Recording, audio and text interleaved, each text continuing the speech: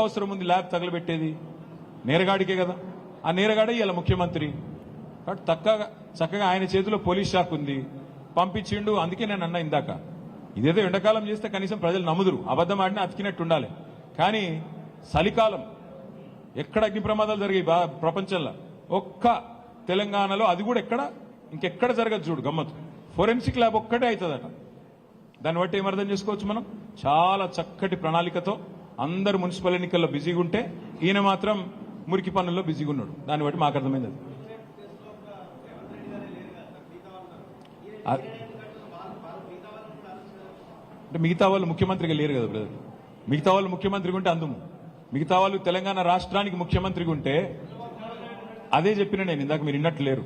ఏమైనా ఢిల్లీ వాళ్ళు ఏమైనా సుపారీ ఇచ్చిండ్రేమో, ఎందుకంటే ఢిల్లీ పెద్దలు వాళ్ళు కొంతమంది మీద ఆధారపడి ప్రభుత్వాన్ని నడుపుతున్నారు ఈరోజు. మరి అక్కడికి వెళ్ళి ఏమైనా ఈయనకు సుపారీ ఇచ్చిండ్రేమో చిట్టినాయుడు గారికి, మాకేం తెలుసు? అయ్యుండొచ్చు, ఏదైనా జరిగిండొచ్చు. జడ్జి గారు వస్తే అన్ని తేలుతాయి. అందుకే అడుగుతున్నాం, ఎందుకంటే మాకు పోలీసుల మీద నమ్మకం లేదు.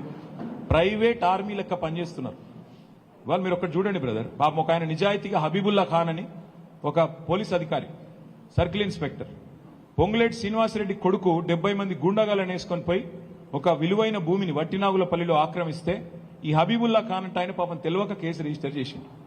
ఆయన దీశవతల వారేసిన తెల్లారి. అంటే ఎంత గుండాగిరి నడుస్తుంది ఈ ప్రభుత్వంలో. అంతెందుకండి, ఇక్కడ కొండా సురేఖ బిడ్డ ఓపెన్గా వచ్చి చెప్పింది కదా బయటికి, ఏం సాట్ మాటకి చెప్పలే కదా, మీకే చెప్పింది కదా. ఏం చెప్పింది? రోహిన్ రెడ్డి అన్నటోడు తుపాకీ పెట్టి బెదిరించిండు, మా సుమంత్కి ఏం సంబంధం లేదు, ముఖ్యమంత్రి తమ్ముడు లాంటి రోహిన్ రెడ్డి చెప్పిండు. ఏమైనా యాక్షన్ అయిందా ఇప్పటివరకు? పోలీసులు ఏమైనా పీకినరా? పీకగలుగుతారా? నేరస్తుడే సీఎం అయితే, నేరస్తుడే హోమ్ మినిస్టర్ అయితే ఏం పీకుతుంది పోలీస్ శాఖ? ఇట్లాంటి పనులే చేస్తారు. పోయి కాల్సి రాపోరంటే కాల్చి వస్తారు. ఏమున్నది వాళ్ళ చేతిలో? కాబట్టి నా అనుమానం అయితే పక్కా ఇది ముఖ్యమంత్రి చేయించిండు అనేది నా అనుమానం. ఇది రాష్ట్ర ప్రజలు కూడా ఖచ్చితంగా ఒక నేరగాడు తన నేరాన్ని కప్పిపుచ్చుకోవడానికి విచారణ చివరి దశలోకి వచ్చిన స్థాయిలో తప్పకుండా కప్పిపుచ్చుకోవడానికి చేసిండు అని రాష్ట్ర ప్రజలు కూడా అనుమానం వ్యక్తం చేస్తున్నారు.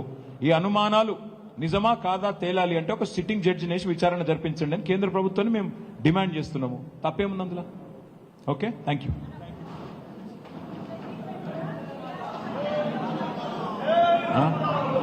ఒక్క నిమిషం. మీరు విలేకరా? చెప్పండి.